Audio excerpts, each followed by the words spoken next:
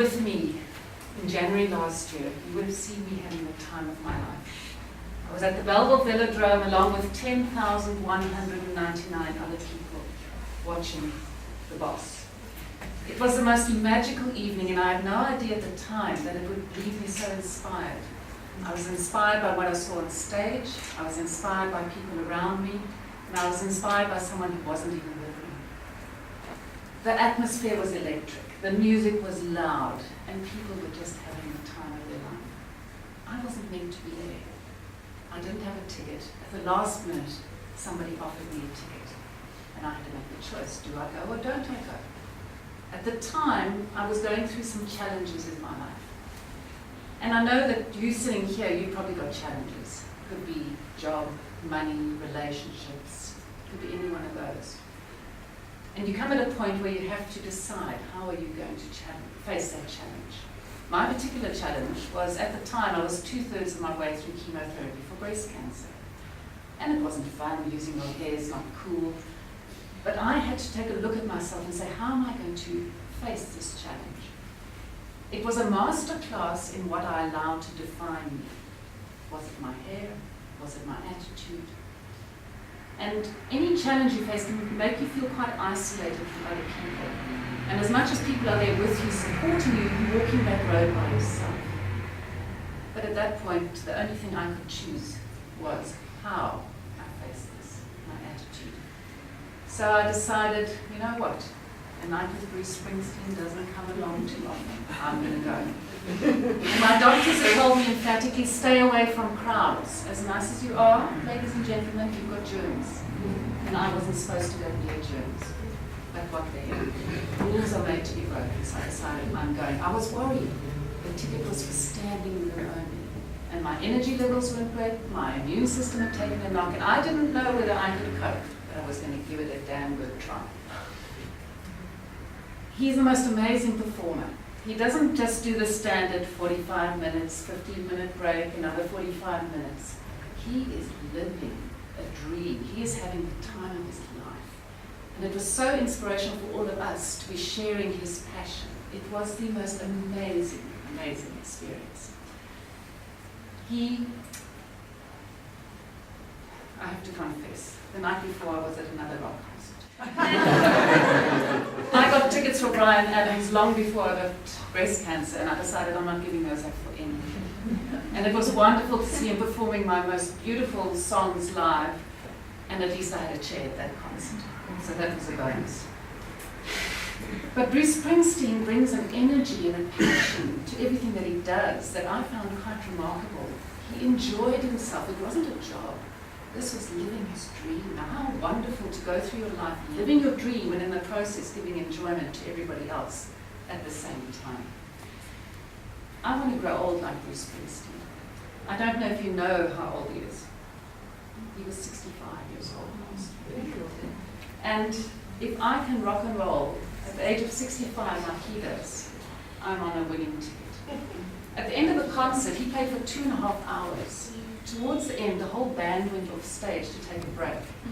But a minute or two later, he came back. He was drenched in sweat. He was mopping the sweat from his brow. But it's like he couldn't help himself. He just had to sing another song. That was the level of enjoyment that he was giving to us as his fans. It was absolutely incredible. Ladies, he's pretty good eye candy. He might be 65, he's got the body of a 20-year-old. He's toned, he's muscular.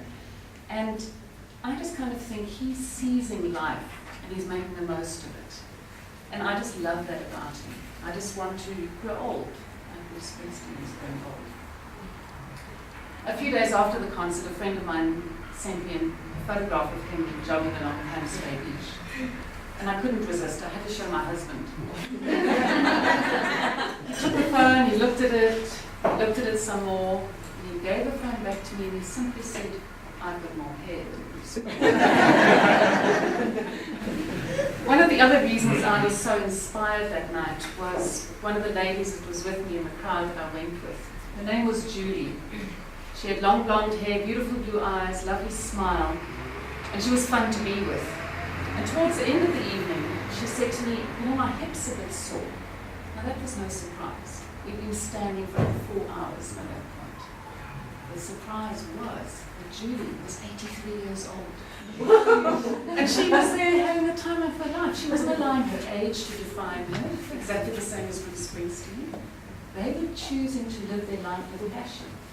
So what would be available to you and I if we had the attitude of Bruce and the attitude of Julie? What are you not doing because you think you're too old? And in what way are you allowing your age to define who and what you are? I think it's time to change. I don't know about you. That evening was also special because it made me realize that I am more than my cancer diagnosis. I am more than my bank balance. I'm more than my challenge. I choose my attitude every single moment of every day, and so do you. So what is it that we are doing or choosing how we live our life? Because it is a choice. Sure, things happen to us, but how we respond to them is our true choice. We've all had our challenges. I can tell you war stories, you can tell me yours. Disappointments, hurts, failures. But that is not who I am. In this whole process, I refused to see myself as being sick. I had a bit of cancer. I was dealing with it. But that is a choice. And that is a choice that is available to each one of us. We have to choose the pace at which we live our life. We've got to choose the moments of enjoyment, the moments of inspiration. We've got to seek the fun. We can't wait to let other people bring it to us. We've got to create it and dance with life, irrespective of what comes our way. It's not always easy, but I bet you there's a lot of fun if you just choose to see it. I was also inspired by my husband, Rory. At the time of my diagnosis, he planned to go up Mount Kilimanjaro. And of course, he was worried about leaving me behind. And it was important to me that he went, because if he stayed behind, my cancer would be defining his life. And that didn't sit well with me. So I said to him, go, have a ball. And he and the people he went up with faced huge challenges. Some challenges happen to us, and some we seek out. And the ones we seek out have true power to be catalysts for so much in our lives. Their challenge was dogged determination in the face of foul weather. But they all summited. They all had to dig deep. And they all have a lifetime memory that was just so special, something they will never ever forget. And there's never a good time to have a challenge. It always comes when you've got something else planned. The next thing that came his way was the once-in-a-lifetime opportunity to sail from Rio de Janeiro to Cape Town.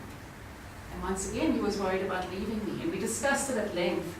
And my famous words to him were, I can be feeble with you or without you. Go. Go and have a wonderful adventure. And he was gone for about 6 weeks. We missed each other dreadfully. And I was worried about him on the Atlantic Ocean, and he was worried about me here in Cape Town. His challenge was raging seas and violent storms. Mine were slightly more sedate, like getting through the school run, keeping going, and keeping an eye on our business. But we both had challenges, and we both came through them in a very positive way. And I was so proud of him and what he achieved. And when he returned, he did look slightly different than when he left. He looked like a real salty sea dog. I think he shaved that beard off quite soon after he returned. His challenge on the boat was coping with a confined space with 7 other people for weeks on end. And his definition of his journey was being the positive voice on that boat and always finding something positive to focus on when he could have lost it, because in a confined space, that's what happens. Together, we've committed that we are going to squeeze as much adventure into life as possible and go out and find those adventures. Some of it is travel, some of it's going beyond our comfort zones. We've also committed to deal positively with challenges that come unasked into our lives, because there is no choice. To me, it's the obvious choice. Choose to see the positive. Choose to empower the people around you. Time with family and friends is so precious, and that is where the real value in life lies.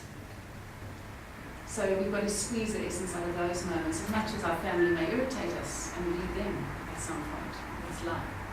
But it's still better to be together than not to be together at all. As we go forward from this point, we have to remind ourselves of what Ruth showed us that night. That living your passion inspires those around you. That refusing to be defined by the number that is your age is a catalyst for so much in your life. And to share it with people that are near and dear to you is something that will take you forward in your life in the most wonderful way. What defines you is nothing more than a challenge. It's actually the fact that you are an extraordinary human being.